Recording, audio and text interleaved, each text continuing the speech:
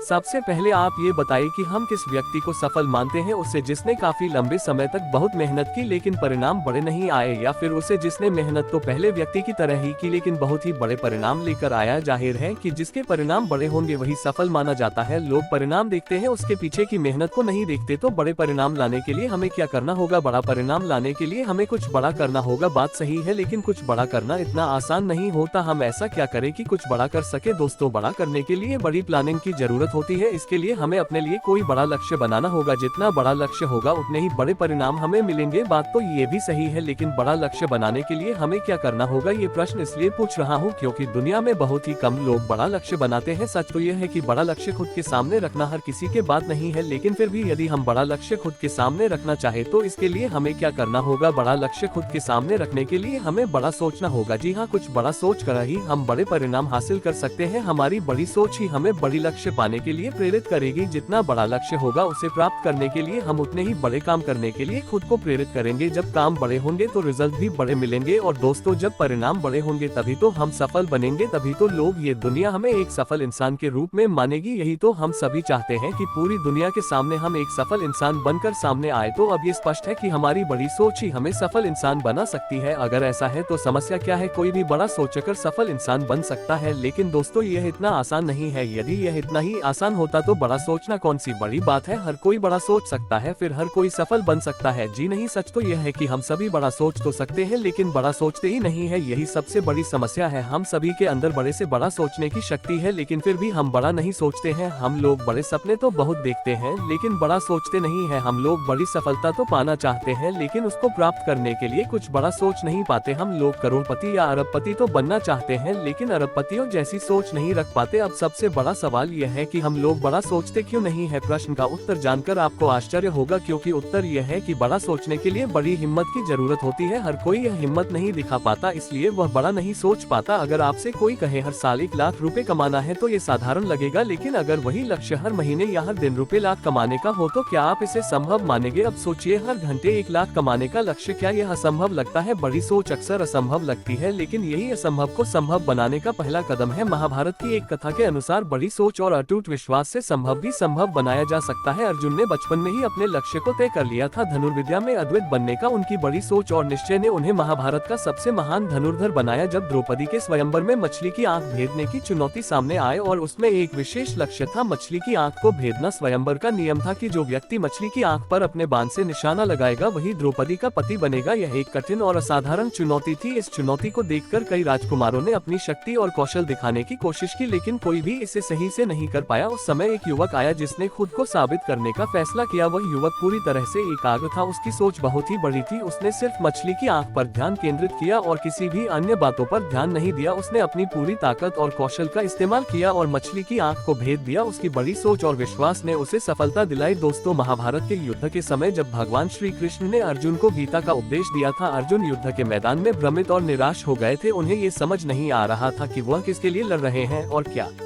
सही है और क्या गलत। वही युद्ध से बचने का प्रयास कर रहे थे क्योंकि उन्हें ये युद्ध कठिन और खतरनाक लग रहा था, लेकिन भगवान श्री कृष्ण ने उन्हें समझाया कि जीवन का उद्देश्य बड़ी सोच रखना है और उस पर विश्वास करना है। उन्होंने कहा, तुम केवल कर्तव्य निभाओ, बाकी सब कुछ भगवान के पर छोड़ दो। श्री कृष्ण ने अर्जुन को ये सिखाया कि अगर कोई अपने लक्ष्य के प्रति पूरी तरह से विश्वास रखता है और उसे प्राप्त करने का निश्चय करता है तो कोई भी बाधा उसे रोक नहीं सकती। अब इस कहानी को पहले वाली कहानी से जोड़कर देखें। जैसे उस युवक ने मछली की आंख पर पूरा ध्यान केंद्रित किया, उसे भेद दिया, वैसे ही अर्जुन ने श्री कृष्ण के उपदेश को समझा और अपनी बड़ी सोच और विश्वास के साथ युद्ध मैदान में उतरे। उसने पूरी तरह से अपने लक्ष्य पर ध्यान केंद्रित किया और असंभव को संभव बना दिया। ये दोनों कहानियां हमें एक ही संदेश देती है, अगर हमारी सोच बड़ी है और हम अपने लक्ष्य पर विश्वास रखते हैं तो हमें कोई भी बाधा नहीं रोक सकती, चाहे वह मछली की आंख को भेदने की चुनौती हो या महाभारत के युद्ध में विजय प्राप्त करना। जब हमारी सोच और विश्वास मजबूत होते हैं तो हम किसी भी मुश्किल को पार कर सकते हैं। इसलिए जब भी जीवन में कोई कठिनाई आए हमें अपनी सोच को बड़ा और स्पष्ट रखना चाहिए और विश्वास के साथ अपने लक्ष्य की ओर बढ़ना चाहिए। आपके सपने कितने बड़े हैं यह मायने रखता है, लेकिन उससे ज्यादा आवश्यक है आपके सपनों पर आपका विश्वास है तो आप बड़े कदम उठाने के लिए तैयार हो जाएंगे। इसलिए अभी से बड़ा सोचना शुरू कीजिए, उस पर यकीन कीजिए और उसे हासिल करने के लिए पूरी योजना और मेहनत कीजिए। बड़ा सोचना आपका अधिकार है, इसे अपनाएं और दुनिया को बेहतर बनाने के लिए काम करें। दोस्तों, एक बात याद रखें कि सफलता के मैदान में पहुंचने के बाद यदि आप लगातार मेहनत करते रहे तो इतना निश्चित है कि आप खुद को संभाल भी लेंगे और सफलता के नए रास्ते भी खोज लेंगे। ये भी निश्चित है कि एक दिन ऐसा भी आएगा कि सफलता आपकी होगी और जब आप मैदान से बाहर नजर दौड़ा जाएंगे तो वहाँ बहुत से लोगों को मैदान में कूदने का इंतजार करते पाएंगे। इनमें से कुछ लोग वो भी होंगे जो आपके साथ सफलता के मैदान में कूदने आए थे लेकिन अब भी कूदने का इंतजार कर रहे हैं। सफलता का पहला मंत्र यह है कि सफलता के मैदान में जीत हासिल करने के लिए आपको सबसे पहले मैदान में कूदना होगा, अर्थात सफल होने के लिए शुरुआत सबसे जरूरी है। सफलता का दूसरा मंत्र यह है कि मैदान में जीत हासिल करने के लिए आपको वहां लगातार बिना रुके मेहनत करते रहना होगा, अर्थात सफल होने के लिए लगातार प्रयास भी सबसे जरूरी है। यदि आप सफलता के इन दोनों मंत्रों का उपयोग सफलता पाने के लिए करते हैं तो आपको जीतने से कोई नहीं रोक सकता। अधिकतर लोग इसलिए असफल नहीं होते क्योंकि उन्होंने सफल होने की अच्छी प्लानिंग नहीं की, बल्कि इसलिए असफल होते हैं क्योंकि उन्होंने अपने खुद के बनाए प्लान के हिसाब से चलने की शुरुआत ही कभी नहीं की। लोग सफलता के रास्ते पर चलने की शुरुआत ही नहीं करते। लोग शुरुआत क्यों नहीं कर पाते, इसके बहुत से कारण हो सकते हैं, लेकिन कारण जानने से भी ज्यादा जरूरी ये है कि सफलता के लिए शुरुआत कैसे करें। मुझे लगता है कि आप भी कारण से ज्यादा तरीके जानना ज्यादा पसंद करेंगे, अर्थात आप ये जानना अधिक पसंद करेंगे कि सफलता के मैदान में कैसे कूदा जाए। सभी जरूरी प्लानिंग करने के बाद अब शुरुआत करना जरूरी है, लेकिन इस बारे में अधिकतर लोग यही सोचते हैं कि शुरुआत कहां से और कब से की जाए। मैदान में कूदने का अर्थात शुरुआत करने का कोई मुहूर्त नहीं होता, लेकिन फिर भी किसी भी अच्छे कार्य को करने का सबसे अच्छा समय होता है। अभी योजना बनाने के बाद कुछ सोचना नहीं है, बस तुरंत शुरुआत कर देनी है। जब एक बार आप शुरुआत कर देते हैं तो आपकी बनाई प्लानिंग आपके आगे का रास्ता बता देती है कि कहां और कैसे जाना है। कल से करूंगा, 1 तारीख से करूंगा, आज अच्छा दिन नहीं है, ये सब बहाने बनाने के अलावा कुछ भी नहीं है। इसलिए इस तरह के बहानों और मन की कमजोरियों को अपने दिमाग से निकाल संगीत शुरुआत करनी है तो अभी कीजिए। सफलता की शुरुआत करने के लिए कोई शुभ मुहूर्त नहीं होता, बल्कि जिस पल आप शुरुआत कर देते हैं वही शुभ मुहूर्त बन जाता है। जब आप सफलता के मैदान में कूद जाते हैं तभी से रास्ते नजर आने शुरू होते हैं, तभी आप पहचान पाते हैं कि सही रास्ता कौन सा है और किस रास्ते पर जाने से बचना है। इसलिए अभी शुरुआत कीजिए। रास्ते में